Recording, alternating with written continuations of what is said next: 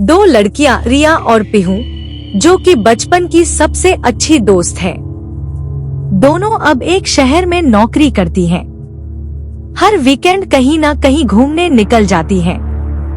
इस बार उन्हें एक हफ्ते की लंबी छुट्टियां मिली हैं, तो उन्होंने प्लान बनाया मनाली ट्रिप का। रिया और पीहू रात की बस से मनाली जा रही होती हैं।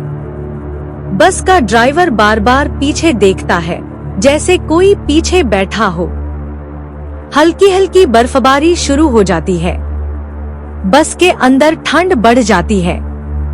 पीहू ध्यान देती है कि ड्राइवर धीरे से कुछ बड़बड़ा रहा है, फिर उसी जगह से गुजरना है।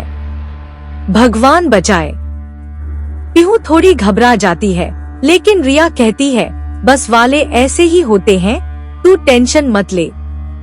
मनाली पहुंचते हैं तो सस्ते होटल सब फुल होते हैं।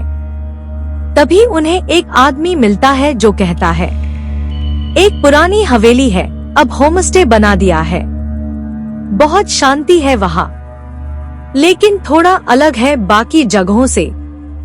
रिया को ये आइडिया पसंद आता है।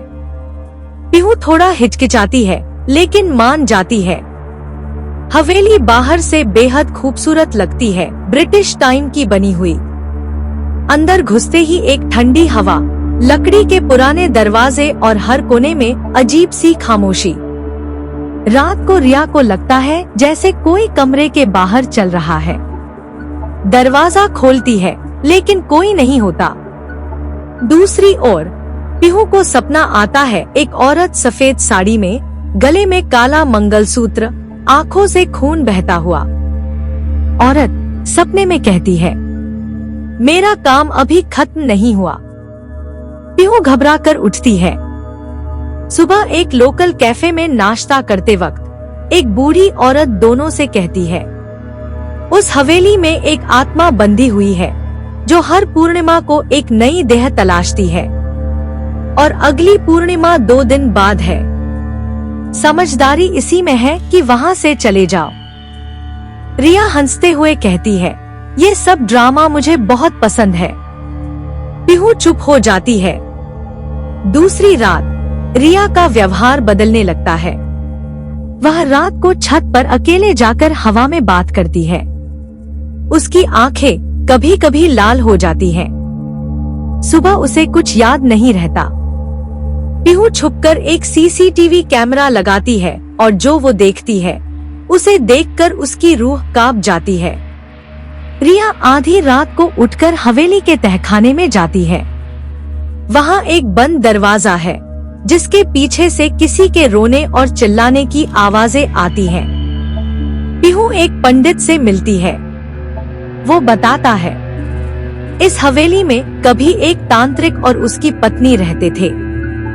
पत्नी ने उसे छोड़ दिया, तो तांत्रिक ने उसे जिंदा दीवार में चिनवा दिया। अब उसकी आत्मा हर पूर्णिमा को किसी नई लड़की में समाने की कोशिश करती है। और अब सिर्फ एक दिन बाकी है। पूर्णिमा की रात रिया पूरी तरह आत्मा के कब्जे में आ जाती है। वो पीहू पर हमला करती है। तू मेरी जगह ले ले, तू ही मुझे मुक्त कर सकती है। तहखाने का दरवाजा खुद ब खुद खुल जाता है। पीहू नीचे जाती है, और वहाँ एक आईने वाला कमरा होता है, जहाँ उसका प्रतिबिंब उससे बात करता है।